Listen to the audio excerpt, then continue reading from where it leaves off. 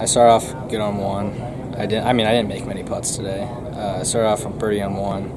Would have liked to make birdie on two, but didn't do that. So, I made a good birdie on five after turning in the score. So, I played good on the back. I missed a 3-footer on or seven for par.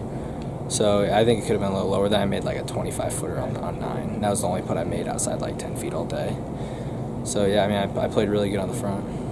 No, I don't think so. I think there's more hard holes on the front. I was hitting the ball a lot better on the front nine than I was on the back nine. Back nine I made 8 pars, one bogey. So yeah, I just didn't play as good on the back. I hit the ball off the tee really bad on the back nine, but I missed it in the right spot. So probably hit the ball more in the fairway.